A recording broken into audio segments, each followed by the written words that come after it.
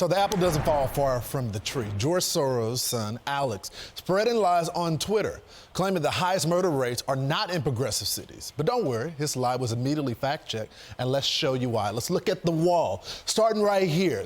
These are the cities in 2022 with the highest homicide rates per 1,000 residents. Coming up at number one, the Big Easy, led by Democrat LaToya Cantrell. And look at it, 71. Then you go to number two. It's led by St. Louis Democrat Tashira Jones. And no, we're not cousins. And then you got number three, Detroit, led by, you guessed it, another Democrat, debunking all of the lies. James Craig, this is a man that has been fighting crime his entire life. He was the police chief for Detroit. He was in L.A. as well at one point in time, chief. So this seems to be one of the lies that they tell, that their policies are working. They're not soft on crime. They're fighting for the working people of our country. Tell us why they're wrong. Good morning, Lawrence. I got to tell you, it's a flat-out lie. These cities have crime problems, and I'm going to be a little more specific because he uses the murder rate, but he says nothing about overall crime. Cities that Soros-funded prosecutors, for example, those places are an absolute mess. They're crime-ridden. Let's look at New York. Let's look at Chicago. These all have progressive prosecutors, so I don't know where he's getting at. But here's what's interesting. One of the safest major cities in America right now is Dallas, Texas, in your state. Dallas, Texas. And guess what? That mayor just left the Democrat Party and is now a Republican. And you know, one of the main reasons why he left the party is because he said, I'm not for this defund the police. I support law enforcement. I support, law and order. And so guess what? Dallas is one of the safest, largest cities. Yeah, that's why he left the Democratic Party, and he said, look, I've been governing as a Republican. You guys just didn't know it.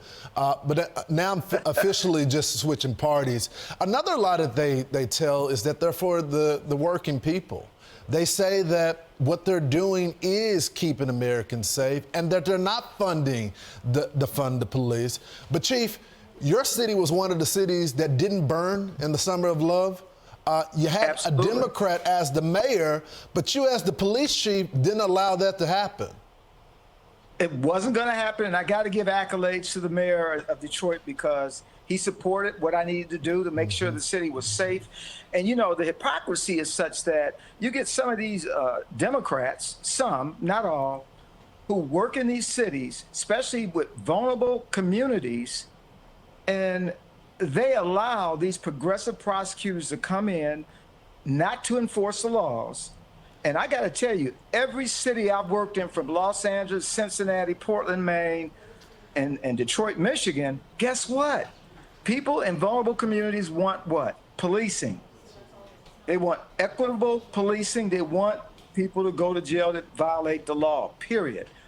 And so it's shameful when they try to twist it and say, oh, they don't want people to get locked up. Oh, that's wrong. It's a sad day, and things have got to change quickly. Just like when they say the borders are not open, they're closed. The borders are open. The cartels are coming in. Terrorists are coming in. The borders are open. Yeah, Chief, it's lies all around, and they tried to go after the minority communities, and black folks are saying, look, we want our streets to be safe as well. We want to be treated fairly, but the suggestion that we should take the cops and let criminals back on the street when they're terrorizing our community is just ridiculous. But you know that, Chief. That's why we had you on the program. I know it firsthand, and I got to tell you, I've always supported the folks that serve, the men and women in uniform, but also the people that live in our communities. I know them firsthand. I was on the ground. And they want safety. And you're still there. Chief, thanks so much for joining the program. Thank you. I'm Steve Ducey. I'm Brian Kilmeade. And I'm Ainsley Earhart. And click here to subscribe to the Fox News YouTube page to catch our hottest interviews and most compelling analysis.